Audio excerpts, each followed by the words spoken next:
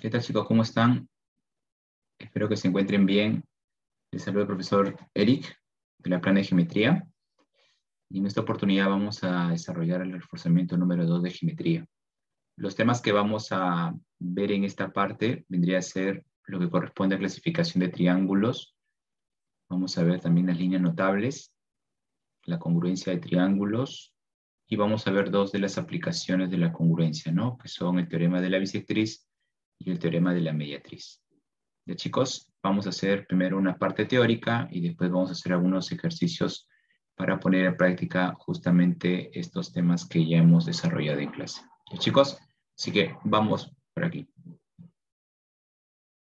Vamos a plantear los objetivos, que es justamente lo que vamos a querer lograr en la clase del día de hoy. Primer objetivo, conocer las diferentes formas de los triángulos y sus respectivas propiedades.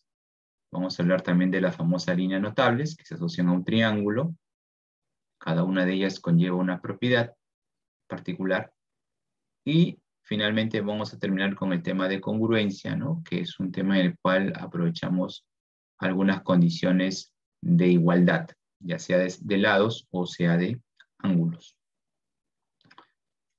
Como tú sabes, la geometría está siempre inmersa dentro de nuestra vida cotidiana, ¿no? Tú sabes que desde que nos levantamos, ¿no? Casi todas las figuras que nos rodean tienen formas geométricas. Igual, en la calle también podemos encontrar un conjunto también de figuras, objetos que se relacionan mucho con el curso de geometría, ¿no? Desde que vemos de repente nuestro celular, desde que vemos de repente alguna aplicación de ubicación, ¿no? De repente vemos un mapa, vemos un plano, vemos de repente por ahí algún tipo de, llamémoslo así, billetes, tarjeta de crédito. Vemos de que las formas geométricas son bastante recurrentes, ¿no? Y de alguna forma hay algunas formas geométricas que tienen una razón de ser, como por ejemplo las famosas tarjetas de crédito. ¿Por qué todas las tarjetas tienen la misma forma? ¿No se han preguntado por qué de repente tal banco o tal institución o hasta el propio DNI? ¿Por qué el DNI con las tarjetas tiene la misma forma? ¿Por qué el DNI no tiene una forma, llamémoslo así, particular de tamaño diferente a las tarjetas que nos pueden dar de repente en el Metropolitano, en algún banco, ¿no? Algún centro comercial? ¿Por qué razón? Y eso tiene una respuesta. Y la respuesta está basada en el uso de propiedades de geometría.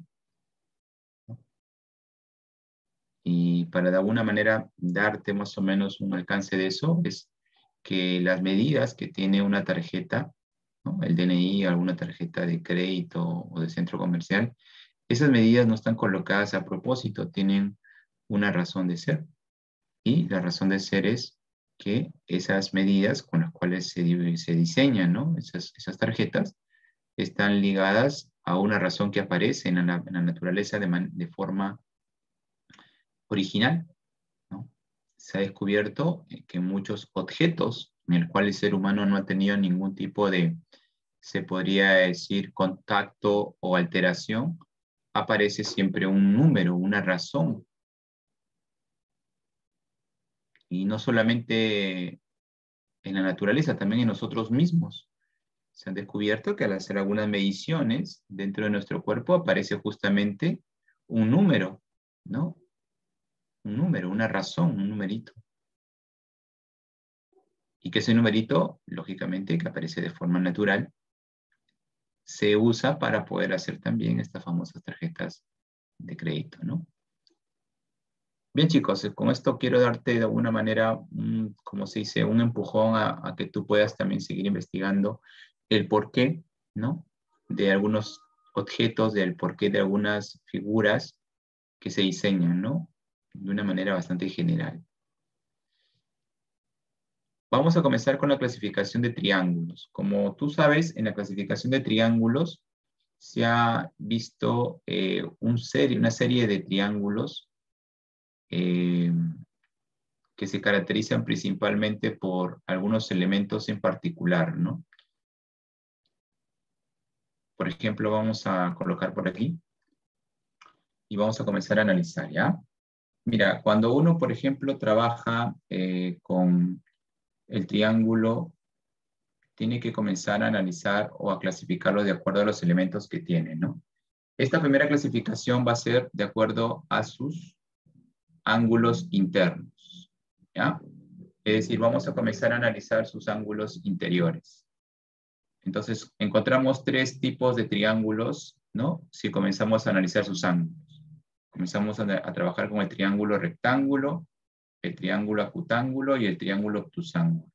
¿Por qué tienen esos nombres? Ya, esos nombres van de la mano con el tipo de ángulos que tiene en su región interior, ¿no? Con los ángulos interiores. Por ejemplo, ¿por qué se llama triángulo rectángulo? Porque este triángulo posee un ángulo recto, ¿no? Hay un ángulo recto y solamente puede haber uno nada más. Ahora, los otros dos ángulos tienen que ser dos ángulos agudos, ¿no? Pero estos dos ángulos agudos tienen una relación, son ángulos complementarios, ¿ya? Complementarios.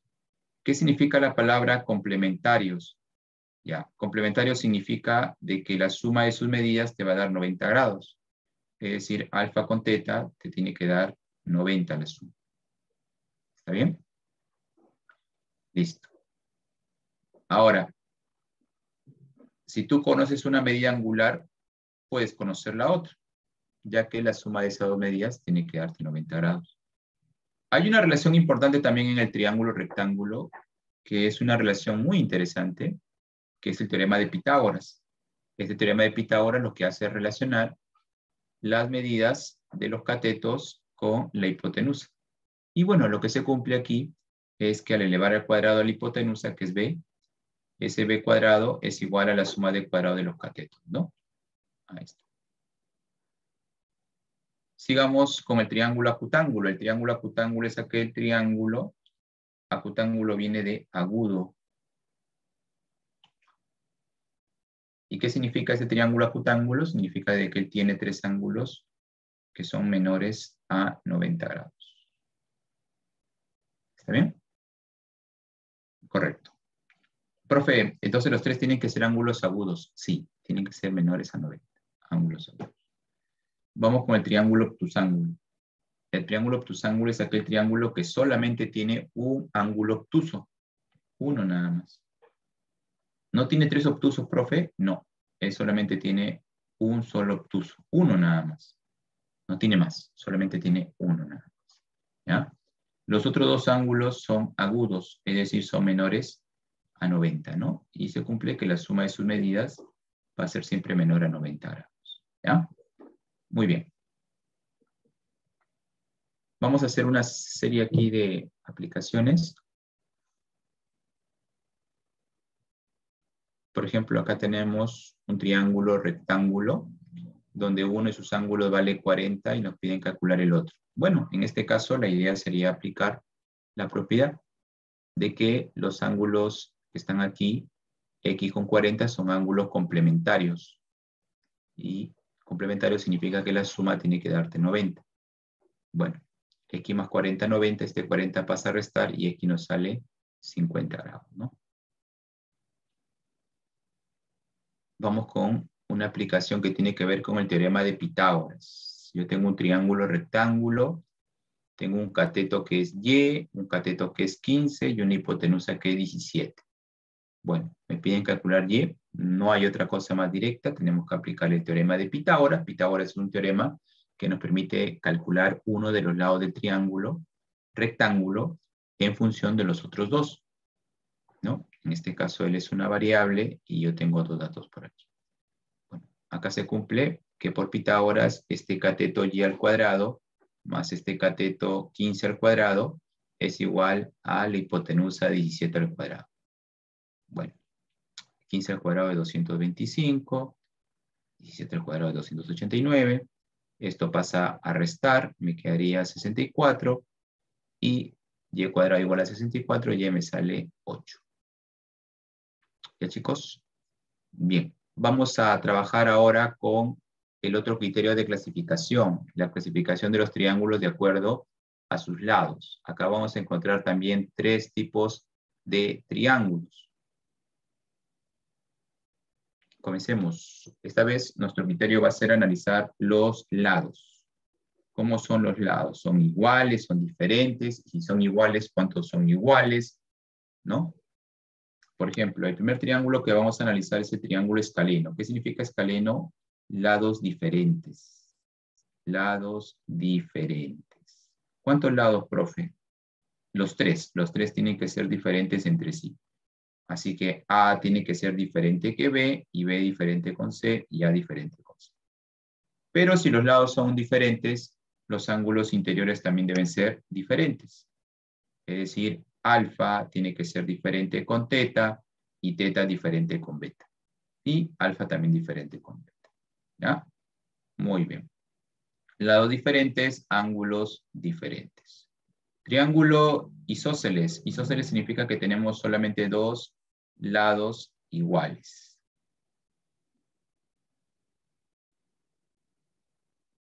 ¿Ya? Solamente 2. 2 laditos iguales.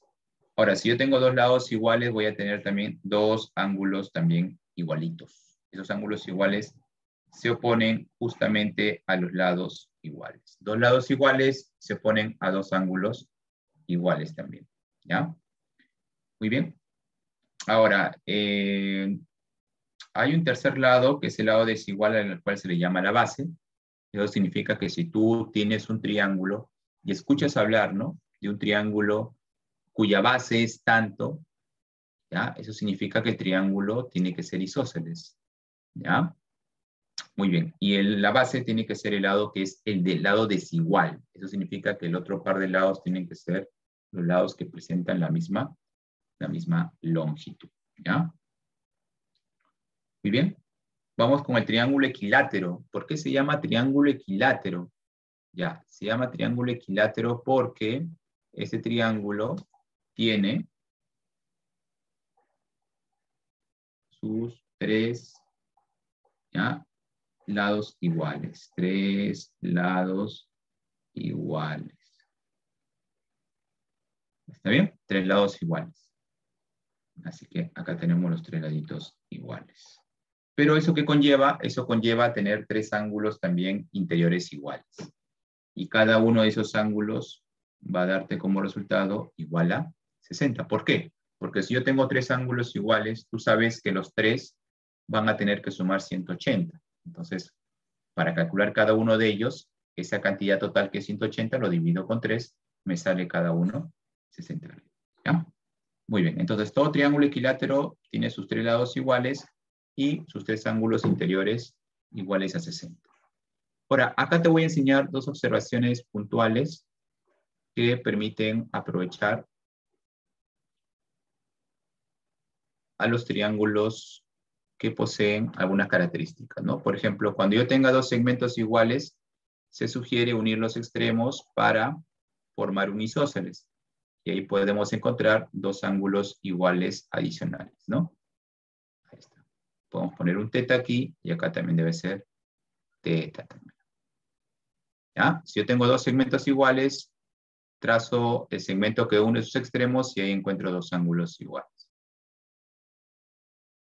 Pero ahora, ¿qué pasaría si yo tengo algo parecido a esto? Yo tengo 2 segmentos iguales, pero entre estos 2 segmentos iguales ahora hay un 60. Ya, acá las cosas cambian. Cuando este ángulo de acá es 60, entonces al unir los extremos voy a formar ya no un isósceles, sino que voy a formar un equilátero. ¿Ya? Eso significa de que este segmento que está aquí va a ser igual a B y los otros 2 ángulos te van a dar iguales a 60 graditos. ¿Ya?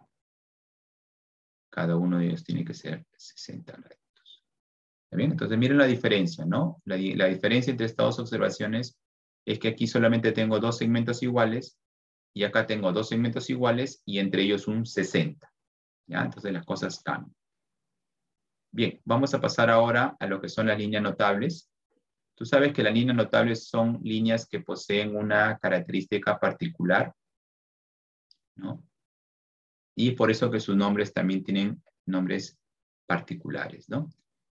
Bien, comencemos entonces con la línea madre de las líneas notables, la que ahora se llama famosa ceviana. ¿Qué es una ceviana? Una ceviana es un segmento que sale desde un vértice, ¿ya? Sale desde un vértice cualquiera y se va a un punto cualquiera del lado opuesto. Entonces tú puedes unir aquí, así, y así vas uniendo, ¿no? Todas estas líneas que estoy trazando son cevianas. Ahora, estas cevianas, como están dentro del triángulo, se llaman cevianas interiores. ¿Está bien? Son cevianas interiores. Ahora, profe, ¿puede haber cevianas exteriores? Claro, claro, claro, claro. Pero las cevianas exteriores van a estar afuera, así que yo tengo que hacer acá una prolongación. Y las cevianas exteriores van a ser estas. Estas serían las cevianas exteriores, porque están fuera del triángulo. O sea, profe, ¿un triángulo puede tener cevianas interiores y exteriores? Sí. Interiores son las que están dentro del triángulo y exteriores son las que están fuera. Pero para poder hacer el trazo de afuera, esta línea tiene que prolongarse. ¿Ya? Este lado, esto tiene que prolongarse, ¿ya? Esto hay que llamarlo prolongación. Prolongación. ¿Está bien? Muy bien. Ahora vamos a trabajar con algunas líneas en particular. Comencemos trabajando con la altura. ¿Qué cosa es una altura? Una altura es una ceviana perpendicular al lado relativo. Significa que esa ceviana tú la trazas desde un punto y al momento de trazarla hacia el lado opuesto tiene que formar 90 grados. Mira. En el triángulo acutángulo la altura está dentro. En el triángulo obtusángulo, como tienes acá al costadito, mira, la altura no puede estar dentro. La altura va a encontrarse afuera. Es por eso que acá se tiene que hacer una prolongación. ¿Ya? Esta es una prolongación. ¿Por qué? Porque este triángulo es obtusángulo. Acá hay un ángulo obtuso, ¿no? Es un ángulo muy abierto y eso no permite que la altura caiga dentro. Y bueno, en el triángulo rectángulo la altura viene a ser este cateto y también este cateto de acá, ¿no? ¿Y por qué son alturas ambas? Porque están formando 90, mira. Entonces el 90 justamente hace que la altura se encuentre ubicada dentro de los catetos, ¿ya? ¿Qué es una mediana? Una mediana, chicos, viene a ser un segmento que sale desde un vértice y llega al punto medio del lado opuesto. Mira, todo esto es una mediana. Llega al punto medio. Profe, ¿usted puede trazar más medianas? Sí. Desde este punto puedo trazar otra mediana que llega acá al punto medio.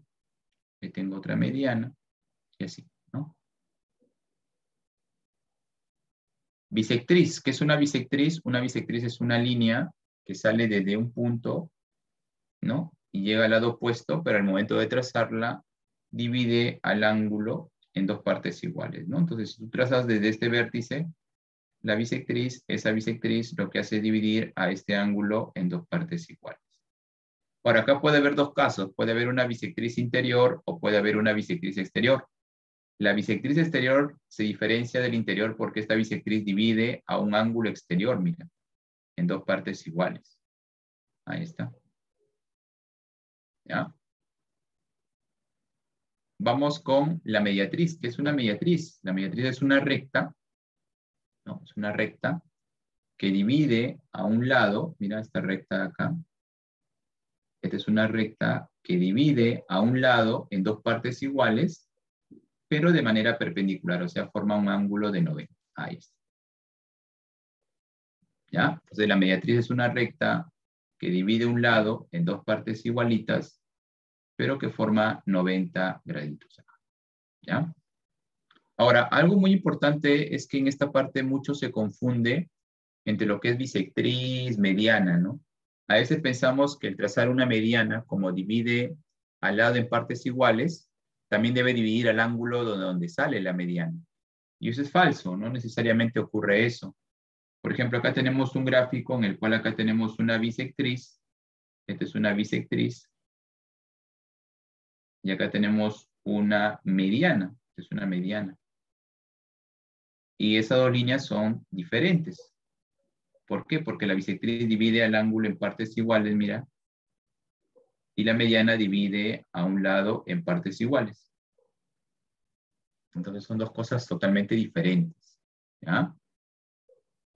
Bien, vamos a pasar ahora a lo que corresponde a los ángulos formados por dos bisectrices, ¿ya?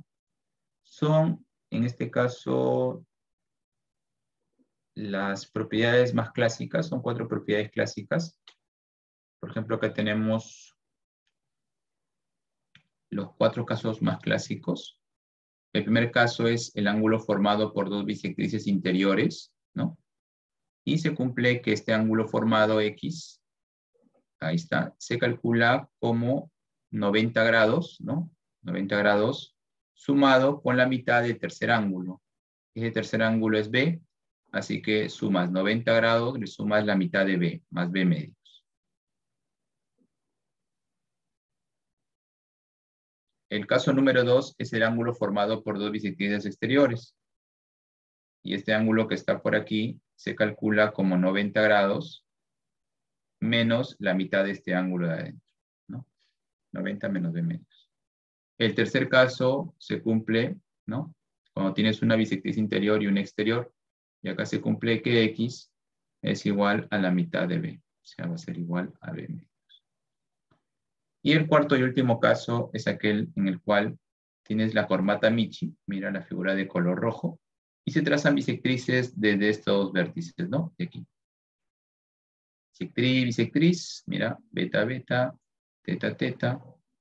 Y esta bisectriz genera un ángulo, el cual se calcula como la semisuma de los otros 2 ángulos que están aquí, ¿no? Y aquí se calcula como A más B sobre 2. ¿Ya? Es una semisuma. Recuerda, una semisuma es una suma dividido con 2, ¿no? Es una semisuma de A con B. ¿Ya? O sea, es A más B sobre 2. Acá tenemos una aplicación bastante directa. Nos piden calcular cuánto viene a ser X. Bueno, entonces una aplicación bien interesante porque tenemos una serie de bisectrices. Bueno, por lo menos una bisectriz aquí, beta, beta. Y por acá, en el punto C, tenemos 2 ángulos que están iguales, pero que están en esta posición, ¿no? Acá tenemos un 4X, un 7X. Queremos hallar cuánto vale X. Bueno, lo que vamos a hacer es primero una prolongación de este lado de abajo, el lado AC, lo vamos a prolongar con el objetivo de que este ángulo θ lo pasemos por opuesto por el vértice a esta parte de aquí. ¿Ya? Opuesto por el vértice. Y eso va a generar que aquí en el punto C aparezca una bisectriz. Mira, acá está apareciendo una bisectriz. Todo esto que está por aquí, esto se convertiría en una bisectriz, mira. Y esta sería una bisectriz exterior. En cambio, esta de acá sería una bisectriz interior.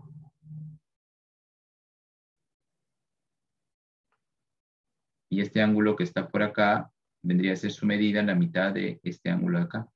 Si él es 4X, la mitad sería 2X. ¿No? Por la propiedad número 3. Por lo tanto, al aplicar esa propiedad, tendríamos, ¿no? Este ángulo de aquí sería la mitad de 4X. La mitad sería 2X. Y acá podemos indicar que en el punto D la suma de estos 2 ángulos te daría 180, ¿no? Entonces 2X más 7X sería 9X. 9X igual a 180. X te va a salir 20, ¿no? Muy bien. Pasamos ahora a la parte de congruencia de triángulos.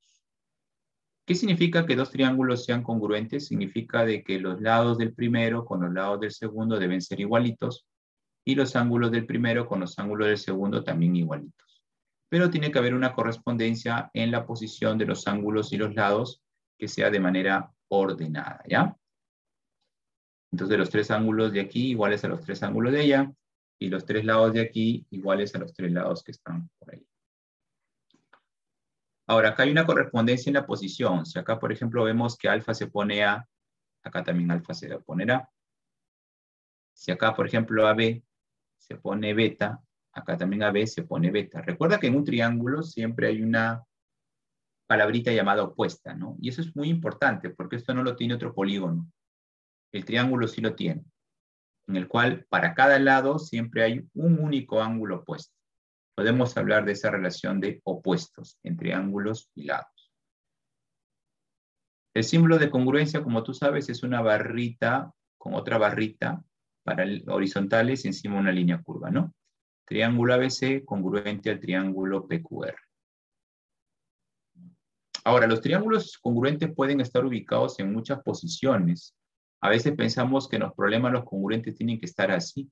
Falso. Pueden estar ubicados en distintas formas. Los problemas pueden estar apareciendo, mira, en diferentes posibilidades. A veces uno está fuera del otro, al costadito, encima de un lado. De repente por ahí un lado se mete sobre otro o por acá se incrusta también.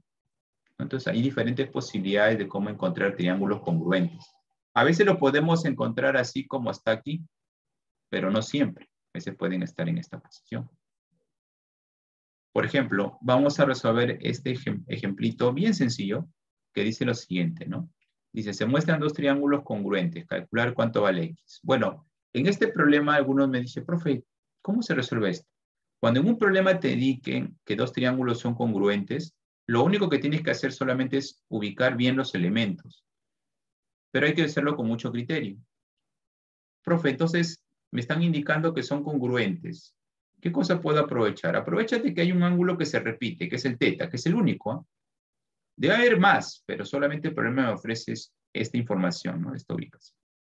Y bueno, lo único que podemos aprovechar es que si acá es teta y acá es teta, podemos indicar que si teta se pone X y acá teta se pone 9, lo único que podemos indicar es que X con 9 son igualitos.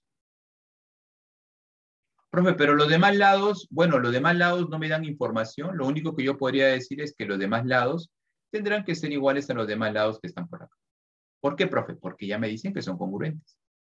¿Y por qué no podría completarlo? Ah, ya, el problema es que si tú completas más cosas, estarías saliéndote del objetivo del problema. Y el objetivo del problema es principalmente calcular a X. Es decir, los demás elementos, ¿no?, que faltan completar ya no me deben importar. Solamente me concentro en calcular lo que piden. Y principalmente lo que piden es calcular X, y eso se puede hacer con el principio de que si acá a teta se pone X y acá a teta se pone 9, partiendo de la premisa de que los triángulos son congruentes, están indicando que son congruentes, entonces X con 9 tienen que ser igualitos, ¿ya? Bien, vamos a ver ahora los casos de congruencia. Los casos de congruencia son los que me permiten de alguna forma tener la seguridad de que dos triángulos son congruentes, porque ¿qué es lo que sucede? Que no muchos de los ejercicios no te van a indicar quiénes son los triángulos congruentes. Entonces, para eso, lo que vas a hacer es utilizar estos tres casos de congruencia, ¿ya? Este primer caso de congruencia es el caso lado, ángulo, lado, que te dice que para que dos triángulos sean congruentes, debes tener tres elementos en común, comenzando teniendo dos lados que se repitan, ¿ya? AB, AB, y luego entre esos lados que se repiten, debes tener un ángulo igual, ¿no? Entonces, entre A y B, un ángulo, entre A y B, otro ángulo. Y ahí podemos indicar de que ambos triángulos son congruentes, ¿no? El caso sería lado, ángulo, lado. Lado, ángulo, lado. El otro caso es el caso ángulo, lado, ángulo, que te indica de que dos triángulos son congruentes si tienes un lado que se repite, solamente uno, y de manera adyacente tiene dos ángulos también que se repiten. Un ángulo alfa, otro ángulo alfa, y acá un ángulo teta y otro ángulo teta. El triángulo ABC congruente con el triángulo PQ y R. Y el último caso es el caso lado, lado, lado, que te indica de que estos triángulos son congruentes si los tres lados del primero son iguales a los tres lados del segundo, ¿no? Acá tengo un A, un B, un C y un C. Ya con eso está garantizado de que ambos triángulos ABC y PQR son congruentes. ¿Está bien? Entonces, es importante verificar el orden de los elementos que deben coincidir justamente con el orden de los casos que tenemos aquí. Principalmente en el caso 1 y el caso 2, que son los casos un poquitito más, digámoslo así, que se confunden, ¿ya? Bien, vamos a trabajar con las aplicaciones de la congruencia, ya con esto terminamos. Son 4 aplicaciones de la congruencia, pero esta vez vamos a ver solamente 2, ¿ya? La primera aplicación es el teorema de la bisectriz. Como tú sabes, una bisectriz es una línea que divide un ángulo en partes iguales. Ahí lo tenemos. El teorema dice que si ubicamos un punto de la bisectriz, las distancias, ¿no? Si ubicamos un puntito, las distancias o las perpendiculares o las alturas, como tú las quieras denominar, hacia los lados, esas distancias tienen que ser iguales. Así que esta distancia de aquí hacia un lado, si vale A, y la distancia de aquí hacia el otro lado, si vale B, entonces generaría que A y B tendrían que ser iguales, ¿no? Ahora, los segmentos que quedan determinados sobre los lados, este segmento M, este segmento N, M con N también tendrían que ser iguales. Una aplicación directa podría ser esta acá. Tenemos un ángulo, una bisectriz, ¿no? Está verificado la igualdad, es una bisectriz. Ubicamos un puntito, la distancia hacia un lado vale 3, así que la distancia hacia el otro lado también debe ser 3. Vamos con el teorema de la mediatriz. En el teorema de la mediatriz, recordemos, mediatriz es una recta que divide a un segmento en partes iguales, ¿no? Partes iguales y de manera perpendicular. La propiedad indica que si ubicamos un puntito de la mediatriz, la distancia de ese puntito hacia los extremos del segmento, o sea, hacia este extremo, esa distancia, A, tendrá que ser igual a la distancia de este puntito al otro extremo llamado B. Así que A y B tienen que ser igualitos, ¿ya? Algo más, si A y B son iguales, siempre cuando tú aproveches este teorema, siempre se va a formar un triángulo aquí isósceles, ¿ya? Así que mira, acá tenemos una aplicación, tenemos una mediatriz para este segmento, mira, NN90 es una mediatriz, ubicamos un puntito, si la distancia de este puntito a un extremo vale 5, entonces eso te debe motivar a trazar la distancia de este puntito al otro extremo, que también sería 5, ¿ya? Terminamos con los triángulos rectángulos notables. Vamos a ver acá 4 notables, que son el notable de 45, que es un triángulo rectángulo en el cual si uno vale 45, el otro también debe ser 45. En este triángulo los catetos son igualitos. Vamos a poner un K y un K. Y por Pitágoras, la hipotenusa nos sale igual a K multiplicado con la raíz de 2, K raíz de 2.